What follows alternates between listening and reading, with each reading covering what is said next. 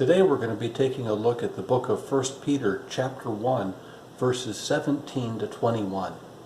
We're going to be zeroing in on verses 17 through 19, but let's read the whole thing as we get started.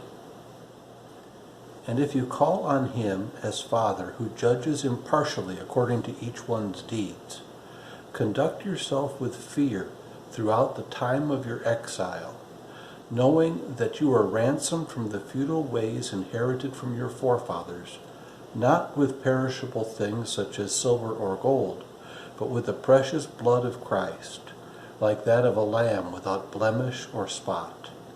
He was foreknown before the foundation of the world, but was made manifest in these last times for the sake of you, through whom are believers in God, who raised him from the dead and gave him glory, so that your faith and hope are in God. This is a complicated section of Scripture, and so it's helpful for us to break it down into its parts. And as I mentioned, we're just going to be looking at verses 17 through 19, and as we do that, we break it into its different parts. And then we take a look and see how those different parts are related to each other. For example, one of the things that I noticed right away is that verse 17 starts with the words "and if." So this is the beginning of an if-then statement, a conditional statement. If this, then that. And so the if part of it is, if you call on him as Father, who judges impartially according to each one's deeds, that's the if part, then conduct yourselves with fear throughout the time of your exile. So we have, if the first statement is true, then do the second statement. The next phrase, starting in verse 18, is what we would call the ground, or the reason behind the truth of the statement that came before. You do this, and I've changed the wording a little bit just so that it's easier to see.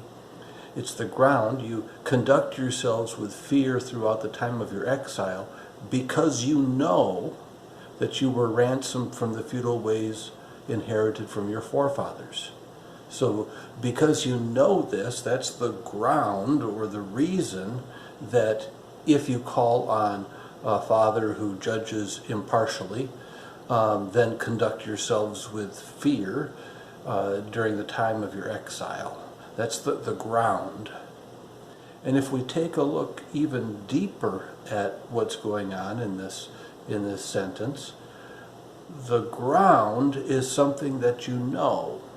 And so we take a look at that, we separate that out, and what we know is that something happened, an action. You were ransomed from the futile ways inherited from your forefathers. That's the action that happened. And then the next two phrases explain the manner in which the action happened. And here we have another one of those situations where it's explained negatively and then positively. Not with perishable things like silver or gold, that's the negative. The positive, with the precious blood of Christ, and then that is compared with a lamb without spot or blemish. We don't normally think of lambs without spot or blemish unless we're immersed in the Old Testament and know that it was a lamb without spot or blemish that was offered for the sacrifice for sins. So we see that Jesus is being compared to the sacrificed lamb of the Old Testament system. So that's the way this whole passage, this whole section is structured, and it's helpful to see that. It's if then, and then there's a ground, and that ground is an action that happened to us. But let's take a look just for a minute at what it is we're supposed to do. We're supposed to conduct ourselves with fear throughout the time of our exile. What does that mean? Are we supposed to be full of anxiety, or is it something deeper that's happening? And how is it related to the fact that we do this if we call on a Father who judges all impartially? And let's just ask ourselves the question, do we call on God the Father, and does He judge all impartially? Well, if you're a follower of Jesus, you do call on a Father who judges impartially.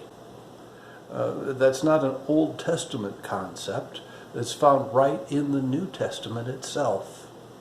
For example, in 2 Corinthians 5:10 it says, "For we must all appear before the judgment seat of Christ, so that each one may receive what is due for what he has done in the body, whether good or evil." Hebrews 9:27 says, "And just as it is appointed for man to die once, and after that comes the judgment." And Romans 14:12 tells us that each of us must give an account of ourselves to God. We're going to stand before God and give an account for the way we've lived our lives. And that God judges impartially.